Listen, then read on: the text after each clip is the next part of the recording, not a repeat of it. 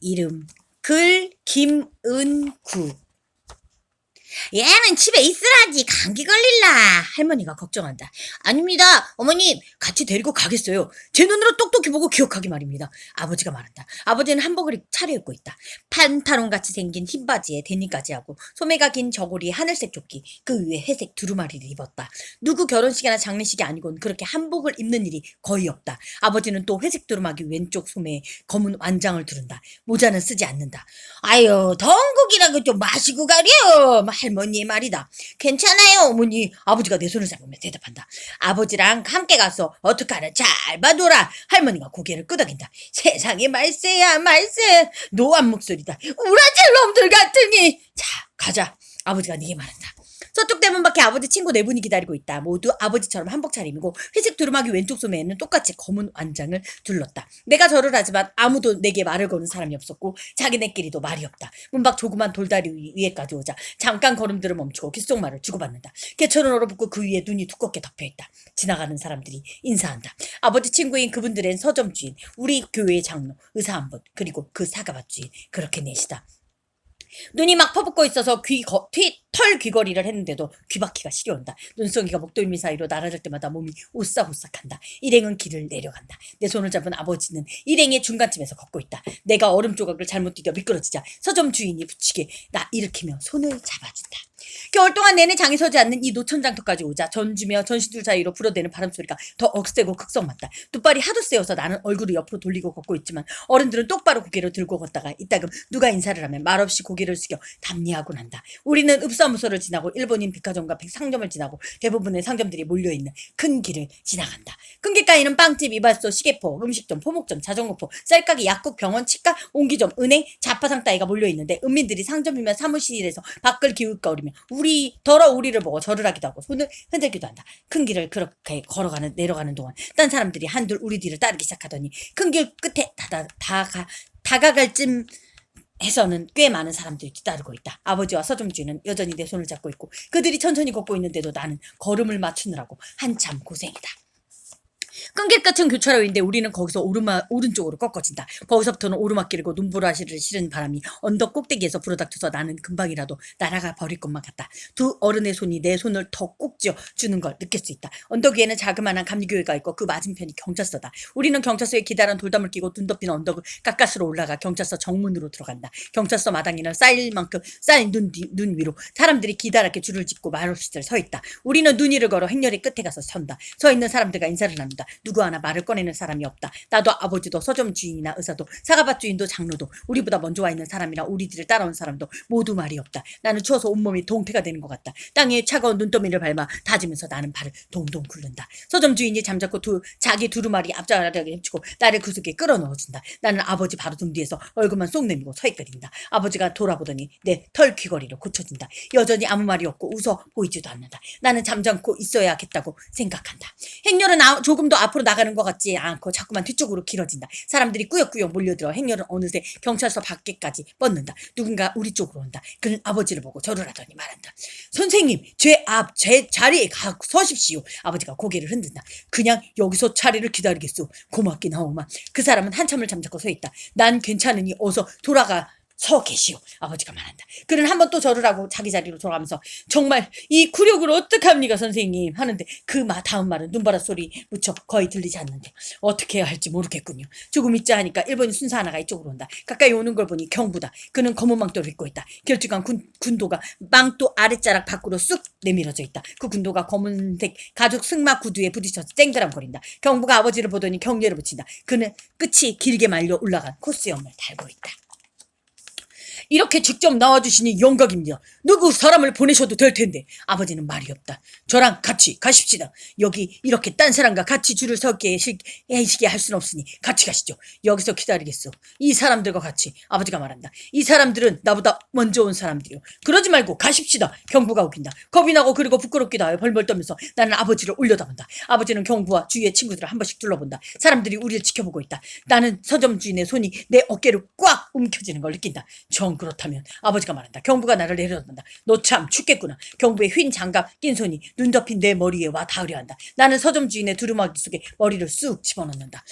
아드님도 함께 데리고 가시죠. 경부가 말한다. 아버지의 구두가 눈을 밟는 소리. 나는 서점 주인의 손에서 벗어나 와라 아버지의 등 뒤로 부딪힐 듯 달려간다. 아버지가 내 손을 친다. 같이 가자. 경부는 아버지와 나란히 걷는다. 경부의 검은 망토와 바람과 눈에 푸석푸석 날리고 군도가 쨍그랑거린다. 우리는 경차서 정문을 향해 걷는다. 사람들이 말없이 아버지에게 인사를 한다. 아버지는 그들을 보지 않는데 고개를 숙여 담례하면서 내 손을 잡고 천천히 걷는다. 경부가 앞문을 열고 기다린다. 안에 있던 조선인 형사가 아버지를 보더니 허리를 굽실한다. 아이고 이렇게 몸소 오실 것까지는 없는데. 조선인 형사가 조선말로 그렇게 말한다. 직접 나오신 줄 알았다면 얼른 개명 등록을 해드렸죠. 이 추위에. 경찰서 아니다. 줄을 선 사람들은 한 번에 한 명씩 들어오게 되어 있다. 방한 공기는 훈훈하고 따뜻하다. 복도에는 칼을 찬 검은 제복의 순사들이 꽉 들어차 있다. 마룻바닥은 눈 녹은 물로 질퍽거린다.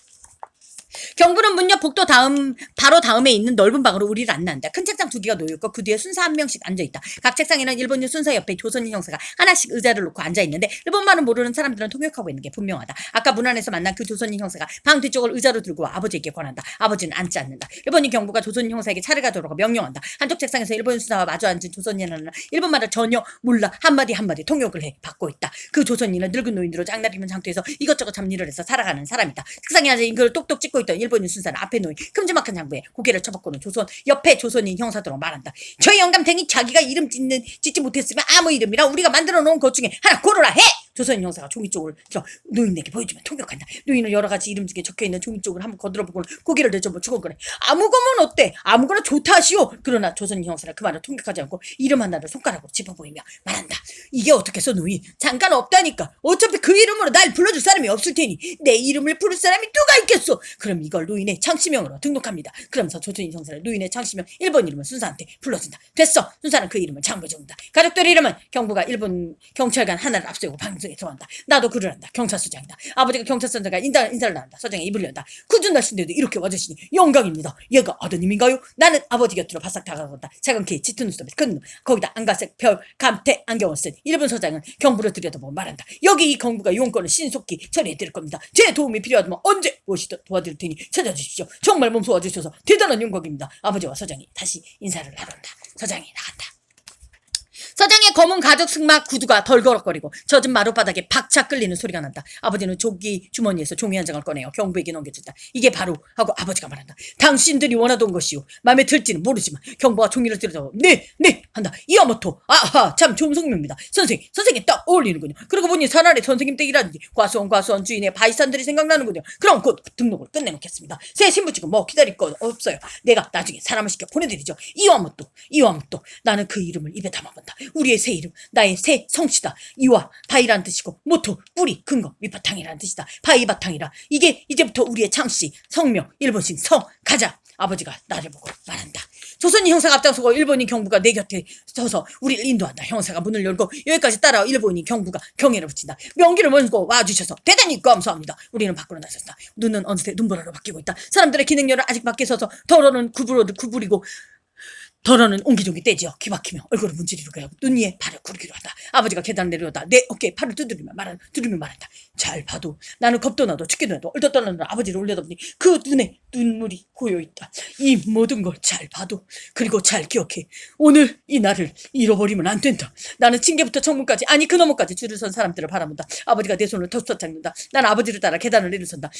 사람들이 더러 모자를 벗고 인사를 한다. 아버지도 인사를 하면서 같이 왔던 친구들 쪽으로 간다. 아직 모두 거기 서 있다. 그들은 묵묵히 악수를 나눈다. 그런 다음 우리는 눈 위에 서 있는 사람들의 행렬을 따라 걷기 시작한다. 아버지와 악수를 나눈 사람도 있지만 대개는 말없이 인사만 한다.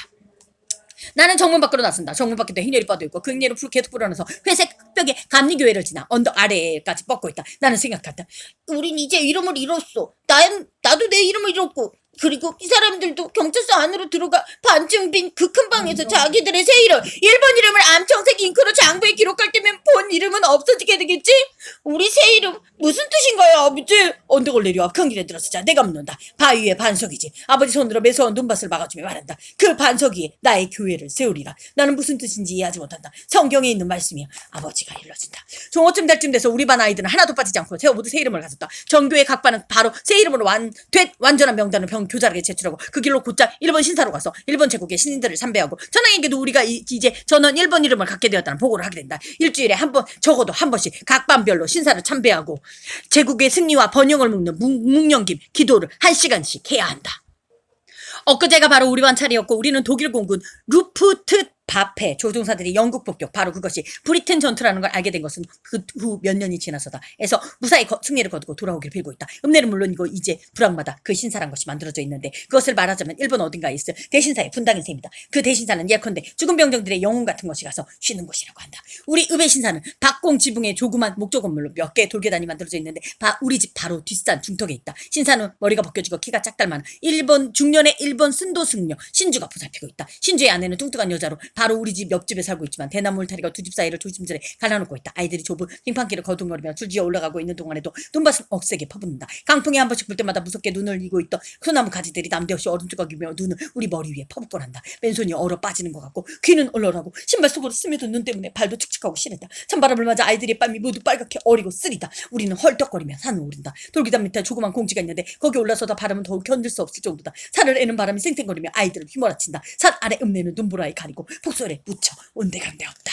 담임 선생님의 지시로 나는 아이들을 타일로 다 줄을 서게 한다. 그런 다음 모두 고개를 숙이고 눈 위에 무릎을 꿇는다. 담임 선생님은 모두 위쪽 신사에서 내려온 신주들 우리가 일본의 호국신들과 천한계 우리의 새 이름을 보고하러 왔다고 알린다. 신주는 자석대가 흰색 승복을 입고 머리에는 작은 모자를 썼다. 담임 선생님이 그에게 우리의 새 이름이 적힌 명단을 넘겨준다. 신주는 이름을 하나하나 천천히 낭독하기 시작하는데 이름 하나를 불러놓고 신사를 향해 한 번씩 절을 한다. 그리고 뭔가 흥얼흥얼 읊조린다. 그가 다 얻고 나자 이번에는 모두가 전체로 절을 한다. 눈속이가 마구 바짝가락이를 몰고 와서 묻고 손도 눈을 맞아 축축하다. 아이들은 머리부터 발끝까지 눈에 덮여 있어 꼭 한 대의 눈사람이 서 있는 꼴이다. 이윽고 신주는 우리를 풀어주고 나서 동계달을 걸어 신사로 그들의 신들과 천황이 혼이 살고 있다는 성소로 올라간다. 그 여러 해가 지나 마침 해방이 됐을 때 우리는 이미 용민들이 불의를 지펴 폐허가 된 그 신사를 습격한다. 신사 안에 들어가 보니 조그만 나무 상자에 상어지로 싼 나무 토막 2개가 들어있다. 바로 그 나무 토막을 향해 우리는 몇 회씩이나 절을 하고 기도를 드려왔던 것인데 그 나무 토막으로 말하면 일본의 대신사의 신성한 마당에 서 있는 나무에서 잘 나온 것이라고 한다. 담임선생님이 우리를 해산시킨다. 아이들은 아무렇게나 흩어져서 산을 내려간다. 모두 말이 없고 나로로 함께 가자고 한다. 담임선생님은 나더러 함께 가자고 한다. 나는 선생님을 따라 묵묵히 산길을 내려간다. 나는 발이 한 번 쭉 미끄러면서 떼굴떼굴 굴러 저만큼 쌓인 눈더미에 가서 부딪힌다. 담임선생님이 나를 잡아 일으켜 세운다. 선생님의 맨손이 나를 맨손을 꼭 움켜잡는다. 선생님은 내 손을 잡아 산에까지 내려오는데 거기서부터 길이 갈라져 하나는 학교 쪽으로 하나는 도중에 우리 집을 지나 읍내로 빠지게 되어 있다. 선생님은 우리 집으로 가는 길로 들어선다. 선생님한테서 손을 빼내야겠는데 어떻게 해야 할지 말랑하다. 선생님이 내 손을 잡고 가는 걸 아무한테도 보이고 싶진 않은데 그런데 선생님이 내 손을 꽉 쥐고 곧장 우리 집 쪽으로 걷고 있다. 우리는 신도 승려의 일본식 목조 가오가 앞을 지나간다. 마침내 우리 집 동문에 이른다. 아버지가 벌써 문 앞에 나와 기다리고 서 있는 거 보고 우리가 내려오는 거 벌써 누가 보고 전해준 모양이다. 아버지는 아직도 한복을 갈아입지 않고 있다. 아버지와 담임선생님이 인사한다. 나의 담임선생님 손에서 손에 빠져나와 아버지 곁에 쓴다. 오후 수업은 아버지가 특별히 어느 쪽을 묻는 게 아닌 그런 질문을 한다. 내가 고개를 흔든다. 담임선생님이 일본말로 말한다. 이미 오전에 있는 일만으로도 애들에게 과한 일이었어요. 그래서 오늘은 일찍 돌려보냈습니다. 아버지는 알겠다는 듯이 고개를 끄덕인다. 이렇게 집에까지 데리고 와서 못합니다만 담임선생님이 슬쩍 한번 나를 쳐다보며 말한다. 별 말씀이십니다. 그리고 잠시쯤 우리는 잠시 쏟아지는 눈을 맞으며 눈 옆에 서 있다. 아버지가 선생님들 안으로 들어가자 말을 할까 안 할까.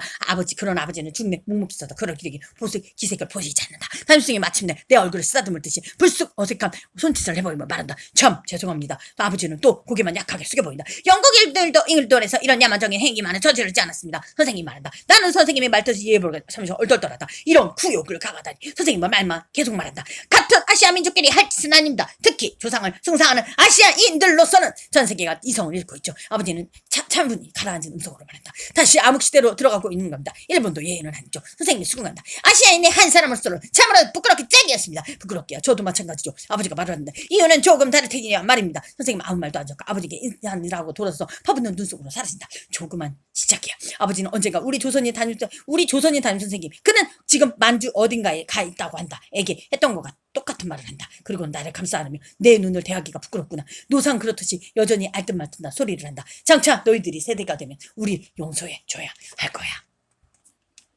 나는 그게 또 무슨 소린지 모르지만 그 순간에 아버지 얼굴과 분위기와 울부짖는 바람과 미친 듯 내리는 눈발로 인해서 흡사 연극 속의 주인공 같은 느낌이 든다. 용서해 드릴 거예요 아버지. 나는 아량 있는 대답을 한다. 아버지의 팔이 내 어깨를 꼭 조인다. 자 들어가자. 또 한 군데 가야 할 곳이 있어. 할아버지를 모시고 산소에 가해. 너도 가겠니? 나는 고개만 끄덕한다. 어린애로서는 이해하기 힘든 어떤 크고 놀라운 수수께끼에 문득 압도되었습니까? 미처 말이 나오질 않는 거였다. 우리 선조들도 너처럼 그렇게 용서해 주실지 모르겠구나. 아버지가 말한다. 지금은 모두가 상중인 셈이다. 그러나 그제서야 나는 불현듯 아까 아버지와 아버지 친구들이 왜 소매 검은 완장을 두르고 있었는지 이해하기 시작한다.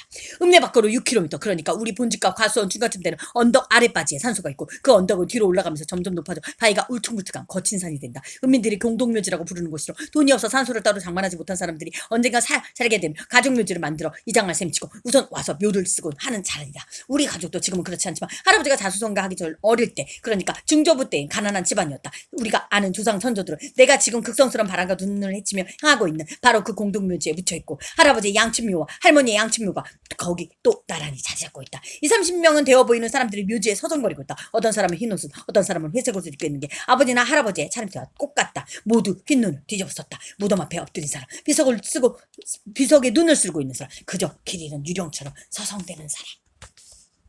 산소로 올라가는 도중에 우리는 아버지 친구인 아까 그 의사가 노모를 모시고 내려오는 걸 본다. 누구 하나 말을 건네는 사람이 없지만 노부인의 할아버지의 회색 두루마리 소매를 말없이 잡았다 놓는다. 노부인의 회색 머리는 상을 당했을 때는 풀어 헤쳐져 내려와 있다. 눈썹에도 눈이 묻어있다. 노부인의 아들의 팔에 몸부림치하고서 흐느끼고 있다. 우리는 말없이 또 헤어진다. 무덤 앞에 꿇어엎드리는 사람들은 옆에 지나보다 우리는 고개를 숙인다. 이미 산소를 다녀 내려가는 사람들 만나면 우리는 소리 없이 고개만 숙여 보이고 지나친다. 우리 산소 앞에 이러자 아버지의 비석에 쌓인 눈을 쓸어낸다. 비석에 새겨진 이름에도 얼음과 눈이 차 있어. 나는 글자의 모양을 알아보기가 힘들다. 우리 셋은 묘 앞에 무릎을 꿇는다.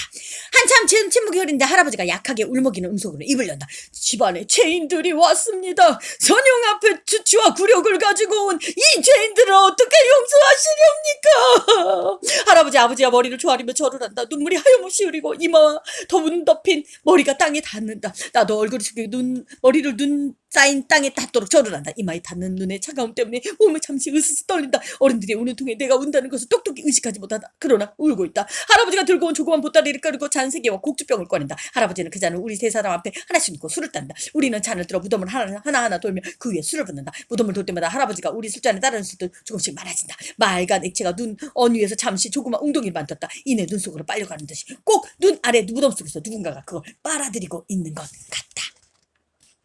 마지막으로 할아버지가 잔을 다시 채우고 우리는 그것을 눈높이까지 치켜들었다가 마신다. 할아버지가 잠시 혼자 입고 싶어한다. 할아버지와 나는 산소 앞에 마지막 절을 하고 물러난다. 눈이를 터벅거리며 뮤지로 올라오는 사람들이 갈수록 많아진다. 여기저기 사람들이 무릎을 꿇고 엎드려 더러는 소리내어 울기도 하라. 더러는 목민 소리로 국정으로 하기로 한다. 흰옷 차림에 노인 한 사람이 역시 흰옷에 머리를 풀어헤친 젊은 여자의 부축을 받아 찬바람과 흩날리는 눈 속으로 숨을 헐떡이며 걷고 있다. 그 노인은 무릎까지 빠지는 눈이를 비틀거리며 아버지에게로 다가온다. 노인은 마드가 굵고 쭈글쭈글한 손을 내밀며 아버지의 손을 잡는다. 노인의 길고 흰 수염에 눈이 얼어붙어 있다. 작고 침침한 눈이 붉어진 광대뼈 사이에 움푹 파인 두 구멍 중에서 이쪽을 내려다보고 있다. 노인이 떨리는 목소리로 아버지께 말한다. 세상이 어쩌자고 우리를 이거를 만드는 거요. 우린 이제 망했어. 모두 망했어. 아버지는 아무 말도 없다. 젊은 여자가 재촉한다. 가세요 아버지. 빨리 집에 가셔야죠. 노인은 여자한테 이제 내 이름 성자까지 뺏겼으니 아이고 죽은 거나 다름없지. 제발 아버지. 젊은 여자가 애원하다. 나는 내 손바람과 문발에 묻혀 잘 들리지 않은 소리를 훌쩍거리며 우는 소리라고 했는 노인의 그 비참한 꼴이 갑자기 역겨워진다. 나는 얼른 돌아서서 사람들이 발길이 만든 눈길을 성성성 걸어 내려간다. 그리고 조금 가다가 아버지가 따라오나 해서 뒤로 돌아온다. 아버지는 여전히 노인과 함께 서 있다. 노인은 이제 아버지의 팔이 매달려 엉엉 울고 있고 아버지 묵묵히 고개를 떨구고 서 있다. 젊은 여자도 노인의 등 뒤에 서서 울고 있다. 그리고 그들 너머로 무덤 앞에 무릎을 꿇은 할아버지가 보인다.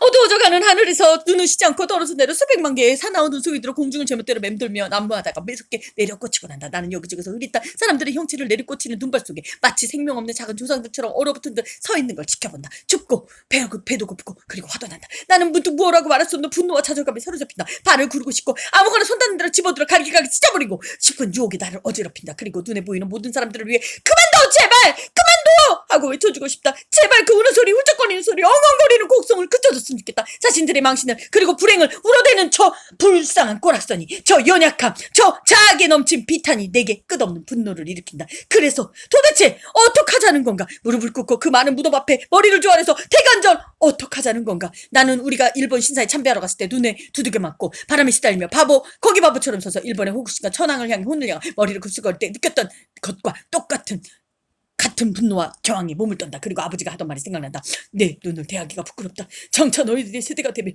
우리를 용서해줘야 할 거야. 그만둬! 제발 그만둬! 나는 거센 바람하고 미친듯이 내리는 눈밭 속에서 그렇게 외치고 싶다. 앞으로 얼마 동안이나, 도대체 몇 세대 동안이나 당신들은 내 눈을 대하기가 부끄럽다라고 말이 작작인가? 그것만이 오로지 그 소리만이 우리가 다음 세계에 물려줄 수 있는 단 하나의 유산이란 말인가?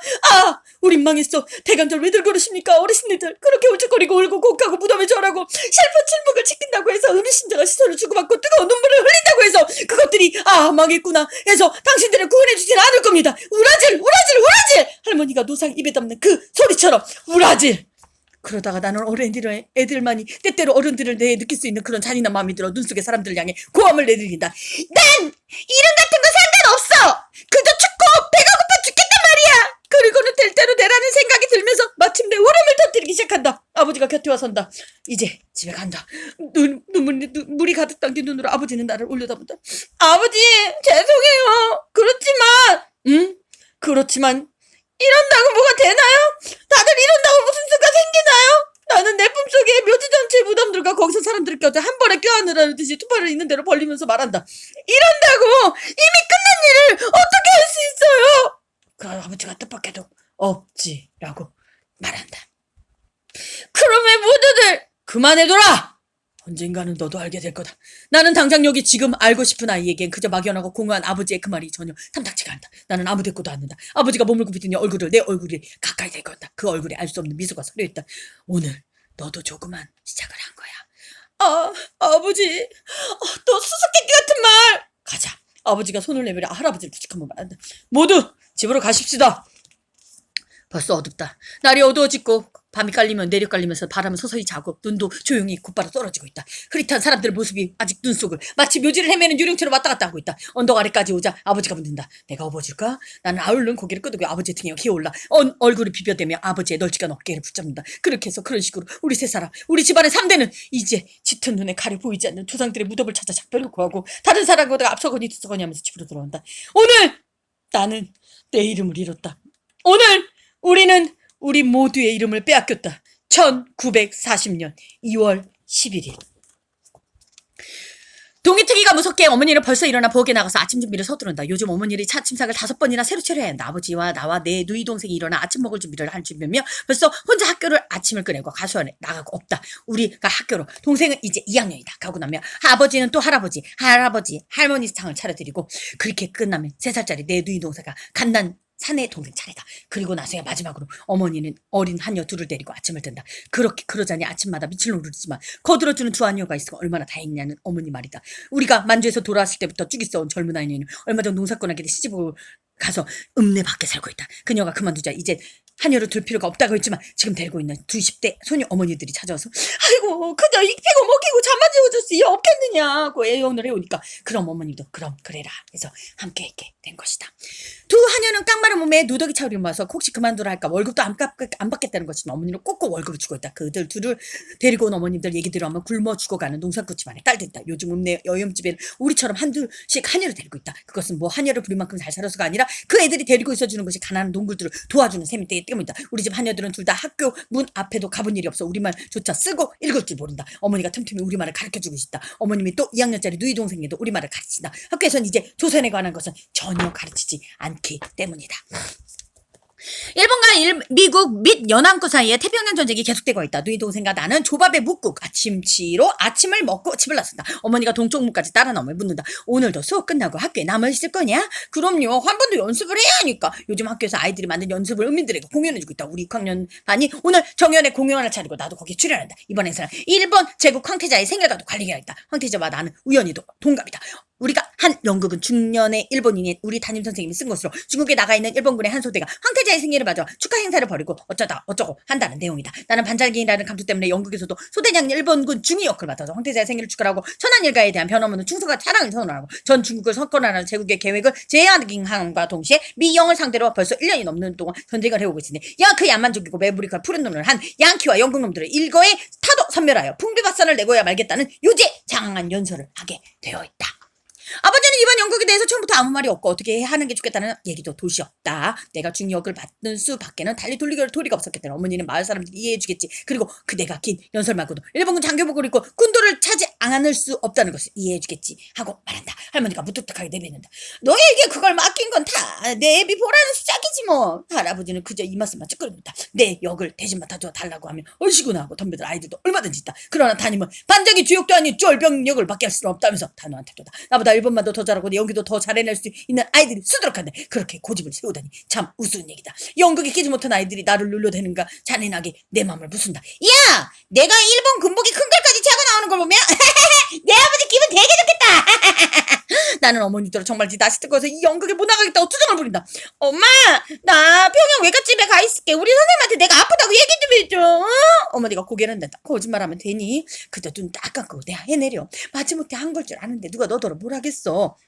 어머니 그전 나를 달래요. 그게 별일 아닌 듯이 생각하게 해주려는 말인 줄 누가 모를까. 하지만 나는 내내 마음이 무겁고 불안하다. 아직 어머니한테 차마 말을 못했지만 그 중국 노인 장터에서 아직도 중국집을 하고 있는 그 노인 말이다. 이 하던 말만 해도 그렇다. 나에게 그렇게 언제나 친절하게 대해주곤 하는 그 노인이 말한다. 너 어쩌려고 그러니? 내 아버지가 얼마나 가슴 아파할지 너도 알 텐데. 내가 연습 도중에 쉬는 틈을 타서 연극에서 병장 역을 맡은 아이라 기타 여럿이 자장면을 먹으러 갔을 때였다. 나와 병장 아이는 단순스럽게 경찰서에서 빌려온 기타는 군도를 차고 있었다. 그런데 그 중국 노인이 주방에서 나오다가 나를 보더니 손짓게 물어서 그렇게 차리고 올 작정이라면 아예 우리 집에 오지도 말아라! 는 것이었다. 나는 사정님 손을 내고 나로서는 어쩔 도리가 없다고 변명했지만 그 노인은 고개를 저었다. 왜 하필 너냐? 글쎄 왜 하필 나이까? 내가 바로 그것이 문제라고 대답했었다. 노인은 이해를 못할까? 노인은 그저 입을 한번 부쩍 내밀어보고 부끄러운 일이야 주방으로 들어버렸다. 그러고는 노인에게 화가 난 것이지 아니면 나 자신한테 화가 난 것인지 모르겠지만 나는 배가 고프지 않니 그만 돌아가자면서 아이들을 데리고 나와버렸다. 그런 뒤로는 아직 한 번도 중국집에 들은 적이 없다. 나는 꼭 버림받은 기분이었다. 내가 어머니를 붙들고 한 번 더 사정해본다. 아버지가 날 어떻게 빼낼 방법 없을까 엄마? 어머니는 아무 대답도 하지 않는다. 그만 가. 네 동생이 내 소매를 툭툭 치면 재촉인다. 지각하겠다 이러다가 나는 잠자코 서서 어머니가 무슨 말을 해주길 기다린다. 나를 어떻게 도와줄 말이나 나올 거고 어머니는 역시 잠시 나를 바라보고 있더니 말한다.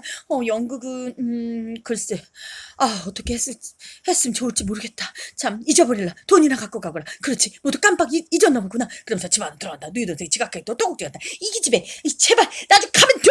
너 내가 얼마나 고민하고 있는지 알지도 못하면서. 네 동생이 혼자 가겠다며 나선다. 바로 그때 젊은 모습의 물통에 물을 가득 물을 들고 집안에 나타난다. 그는 그 물통은 20개 남짓한 모래주머니가 쌓여있고 괜히 걸레따위가 놓여있는 옆에다 내려온다. 이것들을 적의 공습에 대비하는 것들이었는데 말하자면 일주일에 한 번씩 꼭꼭 은색이 작은 검처럼 하늘을 터는 높이 떠서 지나가로 미국의 B-29 폭격기가 폭탄을 떨어뜨릴 경우에 대비하기 위한 것이다. 뜨거운 햇빛 때문에 물을 떠다 놓기가 바쁘게 증발해버려. 우리는 노상 물통에 물을 길어다 누누라 연여먹고 또 종이로 만든 모래주머니로 모래주머니대로 비가 올 때 젖지 않게 가만히 덮어주어야 한다. 우리 집 서쪽 때문에도 정확히 말하면 바로 문 앞에 똑같은 것이 준비되어 있다. 집주마다 대문이나 현관료 그러니까 눈에 잘 띌만한 곳에 그것들을 준비해두고 있다. 일주일에 한 번씩 장터에서 소방을 연단다. 모래, 물, 곡괭이, 걸레 쪽 준비 말고도 집집마다 지하 방공호를 파놓게 하고 있다. 우리 집의 경우는 사과를 저장하는 지역 강이 있어서 그걸 쓰면 안성맞춤이라고 아버지는 생각했지만 경찰서에서 와서 보고는 그래도 별도로 하나 만들어야 한다고 고집을 부리고 갔다. 그래서 아버지와 젊은 모습이 광옆에 커다란 구덩이를 파고 그 위에 통나무와 집으로 덮고 바드가 나무 판자를 깔아두었다. 흙냄새에 축축한 가만히 떼기 냄새가 풍기지만 컴컴하고 습기찬 그 방공호는 우리 동무 대여섯 명이 들어가 놀기에 안성맞춤이다. 소방 연습이 있을 때면 아버지와 모습만 빼놓고 집안 식구 전부가 방공호 속으로 대피한다. 두 사람은 미군기가 폭탄을 떨어뜨릴 경우 부를 거야 하기 때문이다. 그렇지만 우리는 미군 폭격기가 조선 땅에는 단 한 개의 폭탄을 떨어뜨리지 않으리라는 걸 알고 있다. 한 번은 B-29 폭격기가 수천 장의 전단을 뿌리고 갔는데 거기 보니 조선 사람 미국이 적이 아니므로 미국이나 조선의 도시나 불화가 복격하지 않는다는 말이 적혀 있었기 때문이다. 그 전단에 태평양 지구 미국 총사령관 더글라스 메가도 장군과 대한민국 임시 망명 총부 총재 이승만 박사의 사인이 찍혀 있었다. 그 전단에 우리 집에는 떨어지지 않았지만 그것들은 꼭 거대한 눈송이처럼 푸른한데도 온음내와 산등성이와 우리 집 뒤에 언덕바지 위로 떨어져 내렸다. 일본군 연차를 며칠을 두고 집집마다 쏘다니며 전단을 색출 압출해갔다고. 학교에서도 학교들이 전부 뒷산에다 풀어놓고 전단을 찍겠다. 전단의 내용은 조선어로 적혀있을 때문에 조선어를 기억하는 왕년에 욕하는 아이들 외에는 모두 그게 무슨 소리인지 알지도 못했다. 반장이 나는 아이들이 주워온 전단을 전부 모아 교장실에 갖다주면서 한 장을 몰래 주머니에 넣어뒀다가 나중에 아버지에게 보여드렸다. 나는 거기 적힌 조선어를 알아볼 수 있었기 때문이다. 아버지께 내게 우리 집에 전단이 있다는 얘기 아무에게도 하지 말라고 단단히 다짐을 줬다. 그러나 실상 나는 그 전단은 내 적힌 내용보다 그것들이 바다 건너 미국에서 여기까지 왔다는 데 흥미가 더 있었다. 수천 수만 장의 전단 따발이 미국 폭격에 실려지고 그 비행기가 태평양 어디쯤 시중 말고 오스트레일리아나 중국이겠지. 예, 있을 비밀 공군 기지를 지나 우리에게로 날아오는 것을 상상해보다. 그 상상 속으로 나는 미국 공군 병사와 그리고 어쩌면 거기 타고 있을지도 모르는 조선의 한 애국지사가 전단을 뿌릴 준비를 하면서 외치는 소리가 들을 수 있을 것 같다. 자, 내려간다! 고 미군이 외치면 조선 애국지사가 기쁨에 떠드는 소리가 야 봐! 저 아래 읍내는 바로 내 고향이란 말이야! 혹은 그 비슷한 말을 외친다. 태평양 전쟁. 일본은 그걸 대동아 저쟁기라 했다. 기간 중에 조선은 단 한 번도 폭격을 받은 적이 없었다. 내 기억으로는 미국기가 전단하니 다른 곳을 떨어뜨린 사건이 한 번 있었다. 비행기에 예비 연료 탱크를 떨어뜨린 곳인데 그게 서울 근처에 어떤 눈바닥에 떨어지자 일본인들은 그것을 폭탄이라고 떠들면서 뉴스 영화까지 찍어 돌렸다. 그 영화를 나와 함께 보고 아버지는 고공에 떨어지는 폭탄에 반드시 수직판이 붙어있는 줄로 아는데 하고 말했다. 폭탄처럼 생기게 했지만 그 연료 탱크에는 그런 것이 없었다. 아버지가 폭탄에 대해 좀 알긴 했지만 비행기 폭탄에 관해서 그리 잘 알지 못하나 보다 나는 생각했다.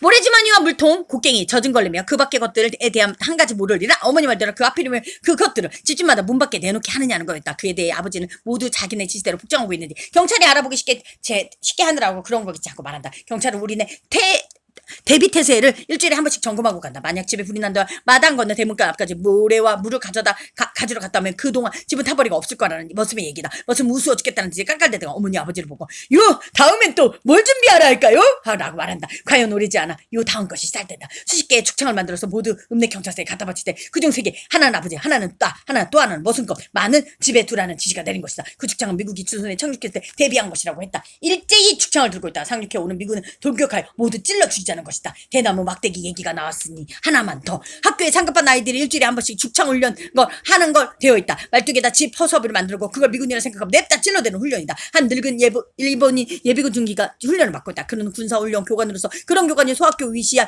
각급 학교에 한 사람씩 배족되어 있다. 52살의 그 예비역 중시의 칼 손세를 썩 볼만하다. 신명이 났다 하면 그는 집으로 만든 허수아비며 항해 둘째 이 양키 새끼 놈들아 하고 소리 지르면 일본말로 칼을 좌우로 한 번씩 번쩍하고 나면 허수아비들은 두공강이 나 있다.